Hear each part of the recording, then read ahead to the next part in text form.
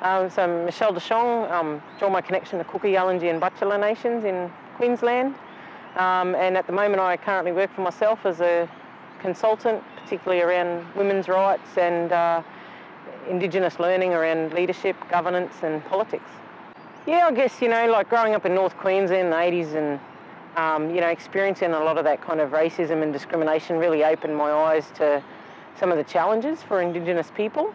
And so I guess that's where I always say my political seed got sown and, had a really strong interest in about Indigenous rights and particularly, I guess, an emergence around women's rights later on. But, decided to move down to Canberra, worked in the public service for a long time, which I really enjoyed, and it gave me a lot of opportunity to visit different communities and meet people from all across the country.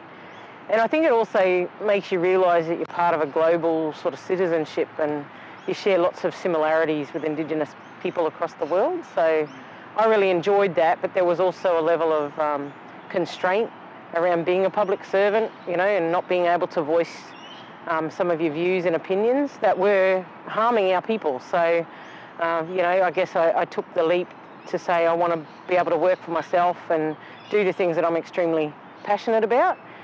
And I guess for me, part of it is, knowledge sharing, like I've had opportunities, I've been well educated, I really enjoy understanding the political system and mechanisms of government and governance, and I just think that's really important to be able to share that with other people, to empower our mob. And to me, education is the most powerful thing in the world. And so I guess I see that as that's my role in life, is to not only do stuff for myself and my family, but, to empower others along the way and particularly give voices for Indigenous women where they're excluded, that we struggle so often about being heard or being at the table, that we have to kind of work together to support each other to be in those spaces. Look, I think Indigenous affairs generally kind of goes through this ebbs and flows, and, sometimes you're kind of like, didn't we already do this 20 years ago, like that deja vu stuff. But I think we do make good wins. Sometimes we almost surprise ourselves when we get wins because it's so hard sometimes when it feels like everything's against you. But particularly, I think in recent years, we're seeing greater numbers of Indigenous women participating in education, getting tertiary qualifications, taking on leadership roles, being on boards and committees. And of course, now we're seeing a number of Indigenous women entering the political system, either at a state or federal level. And I think those are the kind of, you always need first in terms of those trailblazers, so that it makes it easier for the next ones to come along, And I think that there's been some tremendous Indigenous women who've been those trailblazers and had some of those opportunities that have been created so that others can join them in those places. So I think we've moved along, but there's still a long way to go as well. And there's always the complexity of cultural positioning and caring responsibilities and all of those things that happen for women in that kind of gendered space, but also that stuff about where do we need to be in the kind of westernised models of governance and institutions, so that we're not out of sight, I guess, governance obviously is a westernised model, but in our own way, we've always had some sort of structure around who speaks, when, where, how decisions are made, where's the level of accountability. And to me, that's what governance is. It's about how do we collectively work in a way that makes sure that there's equality to decision making, but also that each of us shares in the responsibility of what that looks like. And, I guess even in more traditional communities, you've still got that sense of structure and obligation. But in a westernised model, there's also some responsibility about being able to be accountable for not only decisions, but public resources, delivering on the things that you say you'll do, being able to think outside the box sometimes as well, because it's really easy to just get stuck in one space and go, this is all we can ever be or achieve. So, like testing the boundaries a little bit, but you've got to have good systems in place so it doesn't all fall into a heap. And I think the other thing for Indigenous women is that that's a really critical, in communities everywhere, there's some level of governance that they can be involved with. And, you know, we talk about leadership, but leadership doesn't have to be the top job. Leadership can be the person who supports the children at school through reading programs, or engages the parents to participate in sport, or, you know, all of those kind of things, as well as all the political stuff, all the socio-economic challenges that we have. You know, we've got to find ways forward, because I think that's the only way we survive as a community. It's an interesting question, because I think sometimes it's really easy to focus on some of the really hard lessons in life. But I'd probably say there's two things for me that made me rethink where I was at and what different road I would take. The first one would be the first time I did an Indigenous leadership program with an organisation called the Australian Indigenous Leadership Centre.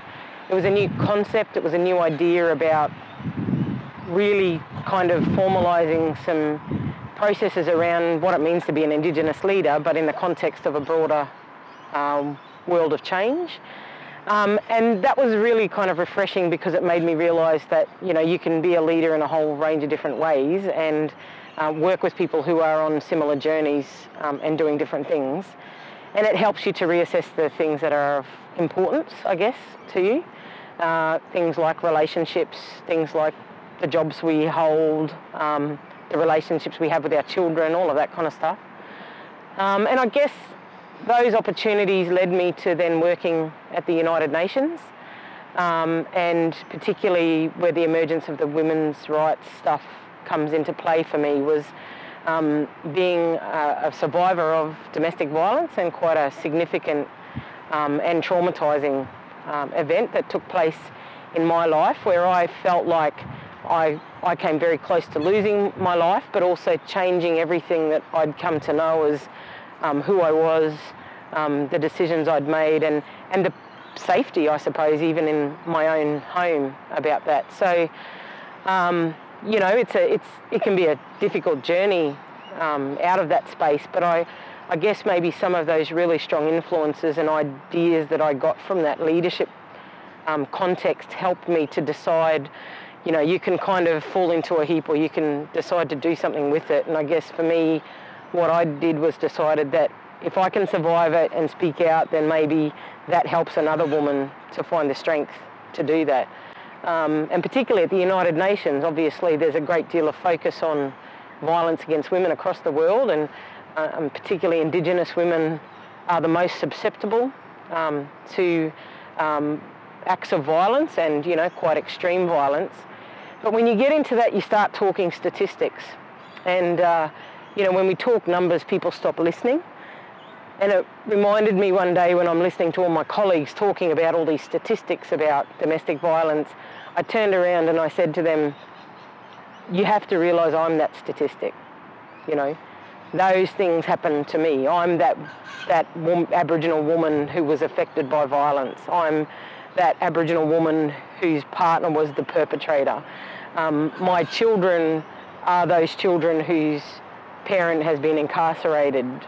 You know, all of those kind of things that actually put the realism to what it means. Because when we talk, I mean, numbers are horrifying, but for every person, what that looks like and how that changes your life becomes really important.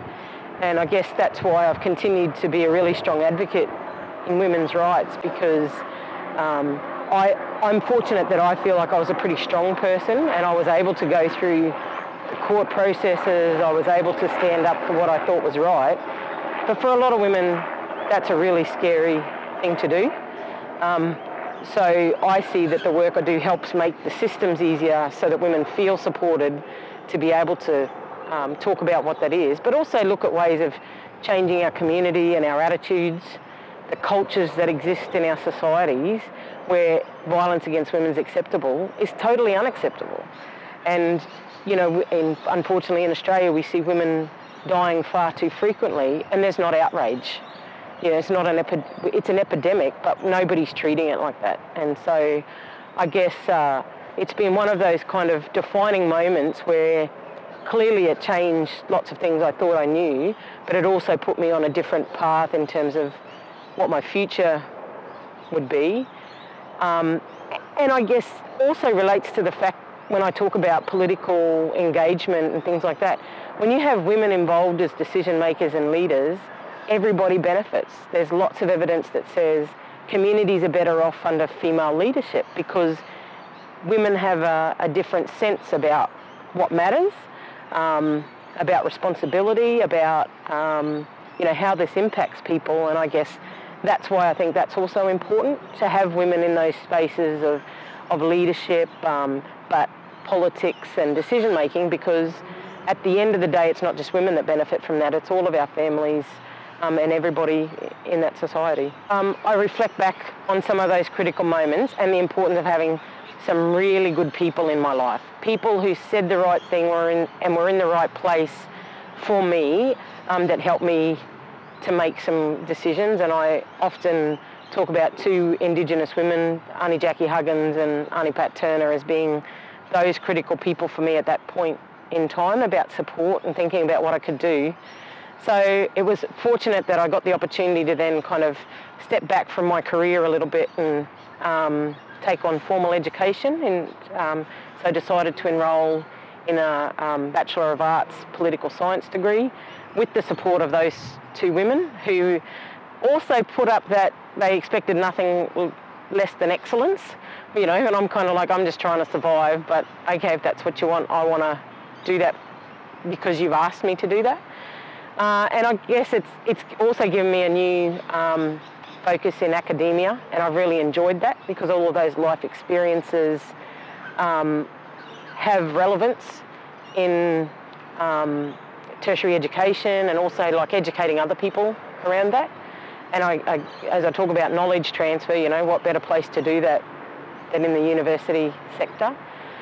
So I've really enjoyed that. I've done very well in terms of getting undergraduate degrees and first class honours.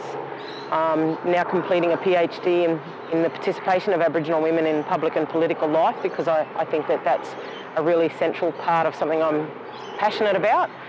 And just recently been awarded a Fulbright scholarship to go to the United States and work with First Nations women over there and get some ideas around how they position themselves in leadership and nation building, and then what might work in terms of bringing some of that knowledge back. But also I hope I'm sharing some of my experience in the States as well. I mean, I suppose there's all those cliches and sayings and things like that, but I always kind of look back and I go, that doesn't kill you makes you stronger. And that's the stuff that I guess that if you've got a fire, if you've got a passion for something, it'll drive you to do things differently. It'll drive you to have ambition. But in saying that, I think the really important thing as an Indigenous woman is to never lose sight of who you are and where you come from. That real strong grounding, I think, is something that we share across the world. That even though we have synergies and similarities to women all over the world, there's something that defines us as Indigenous women that's almost unspeakable. You just know it, and there's a sense of safety and sisterhood that exists. And I love being in those spaces because that's the stuff that reminds you. I wouldn't trade it for the world. I think it brings that sense of belonging, no matter where you are, but also that kind of, we're in this for the right reason, like we're making a difference. But as women, what that means is we often sacrifice a lot of things as well. And someone said to me once, they asked me that question about the sacrifice, and I went, nobody's ever said that before. But it makes you think, so it means that while you work for the greater good, sometimes the people you love the most are the ones that miss out on some of your time, like you're away from your families. But as my children get older, I look at that and I go, when they start to do little political posts on Facebook or get involved in some of the community issues, ask and critique questions about why are these people telling us about Indigenous people, why aren't we speaking up, all of those kind of things, that's when I know that people have been watching and learning. Even if you don't necessarily think that they're picking up on what you're doing, I hope that I've created a good role model for others to see that you can make choices. You can either let what happens define you, or you can let what happens to you drive you. So for me, that's probably my thing. If it doesn't kill you, it makes you stronger. And there ain't nothing we can't do.